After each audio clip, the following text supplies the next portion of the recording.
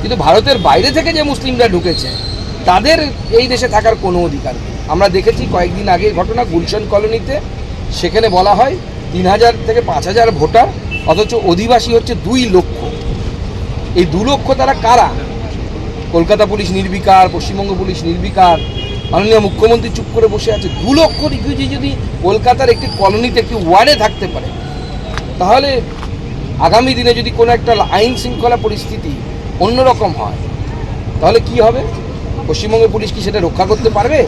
পারছে না। সেই জন্য তো উর্দু কবিতার যে আসর, যেখানে জাভেদ আখতারকে ডাকা হয়েছিল, সেটা ক্যান্সেল করতে হলো, কারণ পুলিশ পারছে না। এদের সামনে পুলিশ বারবার সারেন্ডার করছে।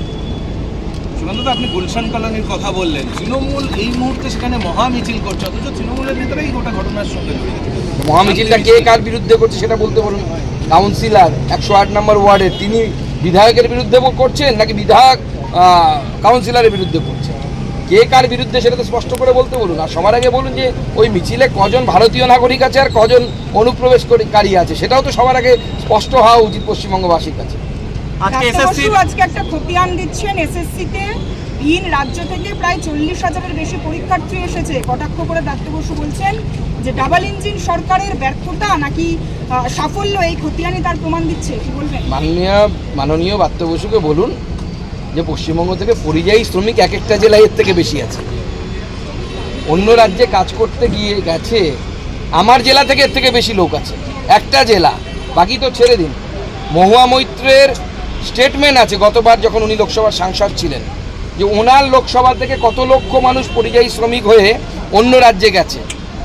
তার উপর ব্রাত্য বসুরা এই ধরনের কথা বলেন। পরীক্ষার জন্য বিভিন্ন জায়গায় যাওয়ার রেয়াজ আজকের নয়, বহুদিন ধরে আছে। আমরা হাওড়া স্টেশনে দেখেছি একসময় বিভিন্ন প্রদেশ থেকে ছাত্ররা এসে সেখানে স্নান পর্যন্ত করতো। যখন আমি স্টুডেন্ট ছিলাম তখনকার কথা বলছি। তো এটাকে আলাদা করে দেখানোর কোনো প্রয়োজন নেই। কিন্তু আমরা নির্দিষ্ট সময় অন্তর অন্তর প্রত্যেকটি রাজ্যে আমাদের যে ডেভেলপমেন্টাল ওয়ার্ক, যে কাজ, সেই কাজের ফলে অর্থনীতি বাড়ছে, স্বাভাবিকভাবে সেখানে মানুষের শিক্ষা বাড়ছে। শিক্ষা বাড়ার ফলে সেখানকার মানুষের চাকরি পাওয়ার ইচ্ছে বাড়ছে, সংখ্যাও বাড়ছে। আগে যেটা অন্যান্য রাজ্যে ছিল না, শুধু পশ্চিমবঙ্গের লোকেরাই চাকরির পিছনে দৌড়তো। আর পশ্চিমবঙ্গের অবস্থা কি? 7 লক্ষ কলেজের সিট, অনার্স পড়ার জন্য 3 লক্ষ ভর্তি হচ্ছে। যে কলকাতার কলেজগুলোতে একসময় লাইন দিয়ে ফর্ম ফিল আপ করতে হতো, সেই কলেজগুলোতে অনার্সের সিট ফাঁকা থাকছে। ব্রাত্যবাবুকে বলুন ওটা নিয়ে ভাবতে।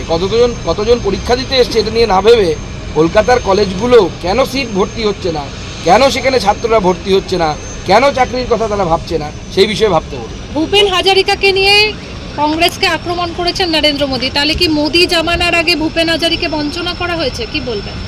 দেখুন, ভূপেন দা আমাদের সকলের শ্রদ্ধেয় একজন